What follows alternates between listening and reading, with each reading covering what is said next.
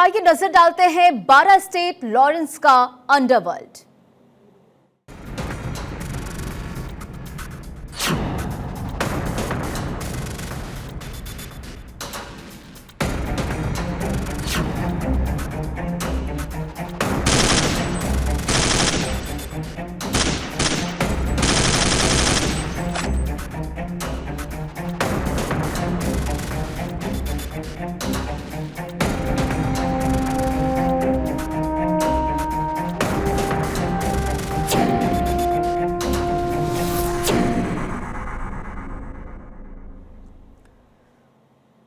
बाबा सिद्दीकी की हत्या में लॉरेंस बिश्नोई का नाम सामने आने के बाद कई सवाल उठने लगे हैं। कैसे जेल में बंद एक गैंगस्टर इतना ताकतवर हो गया कि वो जेल से बैठे ही किसी की भी हत्या करवा दे रहा है। बाबा सिद्दीकी की हत्या में लॉरेंस गैंग का नाम सामने आने के बाद ऐसा लग रहा है कि पूरा पुलिस प्रशासन लॉरेंस बिश्नोई के सामने समर्पण कर चुका है। वो किसी की भी हत्या की सुपारी दे देता है और सिस्टम उसे एक जेल से दूसरे जेल में ट्रांसफर करते ही व्यस्त नजर आता है। इसलिए तो ये सवाल उठ रहे हैं कि जेल में बंद एक अपराधी कैसे एक के बाद एक हत्याएं करवा रहा है। सोशल मीडिया पर हत्या का वो कबूलनामा पोस्ट किया जाता है और पूरा सिस्टम उसके सामने बेबस नजर आता है। राजनीति के दिग्गज नेता बाबा सिद्दीकी को सुपुर्दे खाक कर दिया क्या? कई दिन गुजर जाएंगे उनके परिवार को इस मातम से उबरने में, लेकिन जरा सोचिए कि किलर का पता है, किलर भी आंखों के सामने है, लेकिन उसका कोई कुछ बाल बांका भी नहीं कर पा रहा है। पहले खुलेआम धमकी, फिर मर्डर को अंजाम देना किसी मुंबईया फिल्म के स्क्रिप्ट जैसा लगता है। इस पूरी कवायद में अगर कोई एक्सपोज हो रहा है तो वो है भारी भरकम पुलिस महकमा और उनकी लोकल इंटेलिजेंस।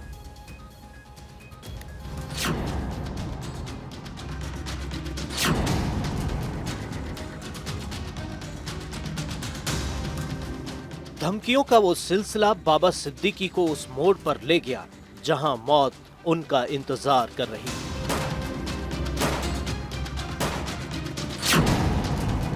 मौके पर मौजूद 3 शूटर्स ने मौका भांपते ही बाबा पर ताबड़तोड़ गोलियां बरसा दी। 9.9 mm की पिस्टल से चलाई गई 3 गोलियां एक एक कर बाबा सिद्दीकी के सीने और पेट को छलनी कर दी। कोई कुछ समझ पाता उससे पहले बाबा सिद्दीकी जमीन पर गिर पड़े और फिर कभी नहीं उठे। एनसीपी अजीत पवार गुट के नेता बाबा सिद्दीकी की हत्या के मामले में अब एक नया मोड़ सामने आया है, जिसमें जानकारी मिली है कि बाबा सिद्दीकी की हत्या करने के मामले में सिर्फ 4 अपराधी नहीं थे, बल्कि 10 से 15 लोगों का एक ग्रुप इस पूरे मामले में काम कर रहा था। जानकारी के मुताबिक बाबा सिद्दीकी शनिवार रात बेटे जीशान के दफ्तर से घर जा रहे थे।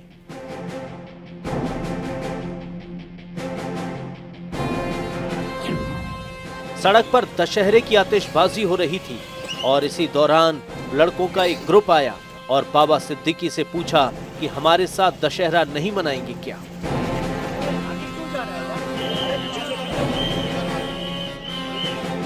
बाबा सिद्दीकी ने वही गलती की जो हमेशा चाहने वालों की भीड़ के सामने करते आ रहे थे।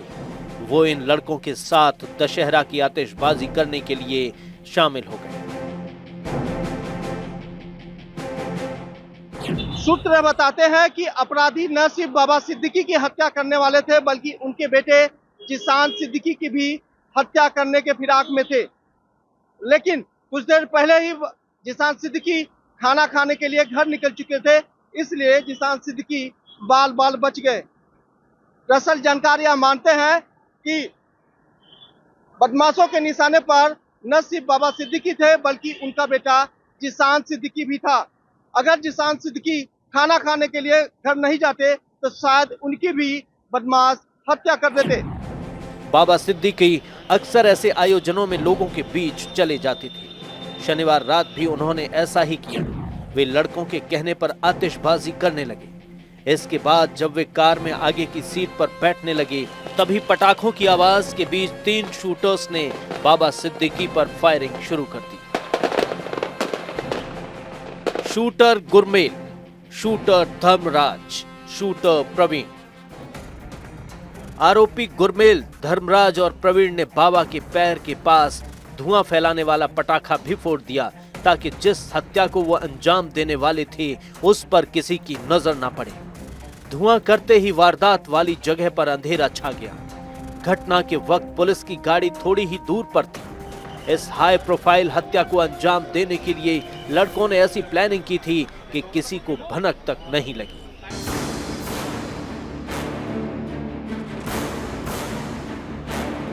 इस मर्डर की जांच कर रही मुंबई पुलिस के हवाले से बताया जा रहा है कि बाबा की हत्या में शामिल 3 शूटर लॉरेंस बिश्नोई के गिरोह का हिस्सा हैं।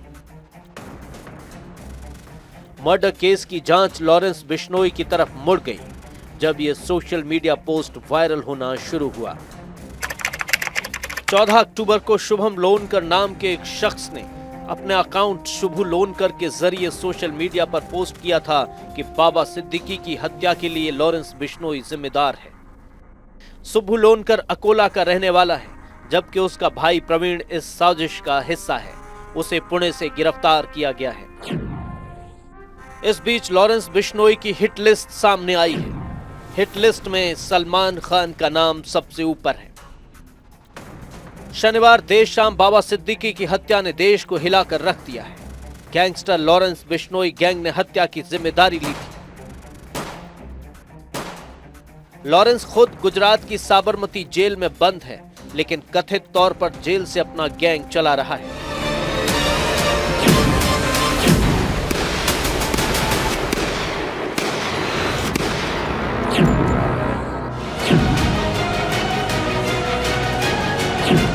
सवाल यह है कि लॉरेंस के निशाने पर सलमान खान क्यों? दरअसल सलमान खान पर 1998 में काले हिरण की हत्या का आरोप है। बिश्नोई समुदाय के निशाने पर सलमान खान आ गए। काले हिरण को बिश्नोई समुदाय पवित्र मानता है। बिश्नोई के गुर्गे संपत नेहरा ने सलमान खान के घर की रेकी की थी। मुंबई स्थित घर की रेकी की गई थी। लॉरेंस बिश्नोई मंसूबे में कामयाब नहीं हो पाया।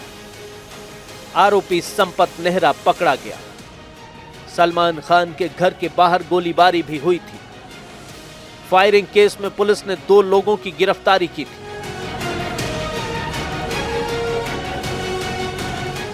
रिपोर्ट के मुताबिक गुजरात की साबरमती जेल में बंद बिश्नोई ने एनआईए के सामने कबूल किया है कि सलमान खान बिश्नोई का मेन टारगेट है। बिश्नोई की हिट लिस्ट में एक और नाम सुनकर आप चौंक जाएंगे। पूछताछ में लॉरेंस ने न सिर्फ बाबा सिद्दीकी का ही नाम लिया, बल्कि उसने बाबा के बेटे जीशान का भी नाम लिया, जो उसकी हिट लिस्ट में था। हमलावरों ने इसके लिए कुर्ला में किराए पर घर भी लिया था। ऑटो रिक्शा से जीशान और बाबा सिद्दीकी की रेकी किया करती थी। उनकी दिनचर्या पर बारीकी से नजर रख रहे थे। जीशान शनिवार रात हुई घटना से पहले ही दफ्तर से निकल गए थे। बाबा सिद्दीकी अक्सर ऐसे आयोजनों में लोगों को बीच चले जाया करते थे। शनिवार की रात भी उन्होंने ऐसा ही किया। वे लड़कों के कहने पर आतिशबाजी करने लगे। जब वह अपनी कार की अगली सीट पर बैठने की कोशिश कर रहे थे, तभी वहां कुछ लड़कों ने उनके पैर के नीचे धुएं फैलाने वाले पटाखे लगा दिए, जिससे वहां धुआं फैल गया। अब ऐसे में 3 शूटरों ने उन पर अचानक दनादन गोलियां शुरू कर दी। इस बीच मुंबई पुलिस की गाड़ी थोड़ी दूरी पर थी।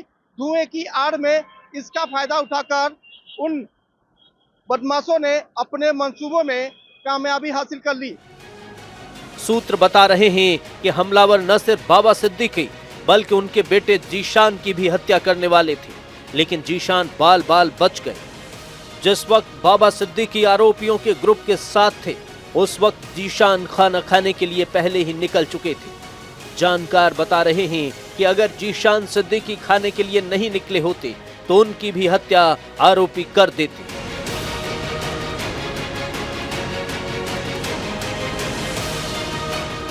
अब धुएं की आड़ में उन्हें कामयाबी तो मिल गई, लेकिन इस पूरे मामले में पुलिस अब जल्द इन सभी अपराधियों की पहचान करने में जुटी है।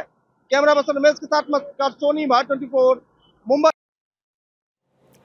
मुंबई में एनसीपी नेता बाबा सिद्दीकी की हत्या ने महाराष्ट्र से बिहार तक सियासी भूचाल ला दिया है। बिहार के पूर्णिया से सांसद पप्पू यादव ने तो सोशल मीडिया प्लेटफॉर्म एक्स पर लॉरेंस नेटवर्क के खात्मे के लिए सिर्फ 24 घंटे का वक्त मांगा है। यानी जिस लॉरेंस को पुलिस सिस्टम रोकने में नाकाम हो रहा है, उसे पप्पू यादव ने सिर्फ 24 घंटे में ही खत्म कर देने का दावा कर दिया। और सांसद पप्पू यादव ने तीखी प्रतिक्रिया देते हुए अपने सोशल मीडिया प्लेटफॉर्म एक्स पर पोस्ट करते हुए लिखा कि अपराधी लॉरेंस बिश्नोई के पूरे नेटवर्क को खत्म करने की उन्होंने बात कही। पप्पू यादव ने एक्स पर 2 पोस्ट किए जिनमें उन्होंने लॉरेंस बिश्नोई और उसके आपराधिक गिरोह को चुनौती दी। उन्होंने कहा कि अगर कानून इजाजत दे दे तो वो 24 घंटे में अपराधी के पूरे नेटवर्क को खत्म कर देंगे। एक्स पर पोस्ट में उन्होंने बाबा सिद्दीकी को बिहार का बेटा बताते हुए सीधे सीधे गैंगस्टर को चुनौती दी। बहरहाल राजनीतिक दिग्गज की हत्या के बाद महाराष्ट्र सरकार की कानून व्यवस्था पर भी सवाल उठाए जा रहे हैं, जिस पर मुख्यमंत्री एकनाथ शिंदे ने भी पलटवार किया। उन्होंने साफ साफ वार्निंग देते हुए कह दिया कि जो भी इस हत्या में शामिल है उसे फांसी की सजा दिलाएंगे। तरह से ये हत्या हुई और जिस इलाके में हुई वो अपने आप में इस बात को इंगित करता है कि वहां की सरकार किसी और के हाथ की कठपुतली है। They can't take decisions. और आप अभी आरोपी गिरफ्तार हो गए, अब हेडलाइन मैनेज कर रहे हो आप। You failed in your duty, acknowledge it. जब आरोपी पुलिस पर गोली चलाता है तो बोलते हैं पुलिस ने क्यों गोली चलाई। तो ये दोगली डबल ढोलकी वाले लोग हैं, दोनों बाजू से बजाते हैं। आरोपी की बाजू लेने वाले ये लोग, ये क्या कानून की भाषा करते हैं। ये कानून व्यवस्था बनाए रखने की जिम्मेदारी हमारी है। और बाबा सिद्दीकी जिसके ऊपर जिन्होंने हमला किया, हत्या हुई है, एक को भी हम नहीं छोड़ेंगे, सभी को फांसी लगाएंगे।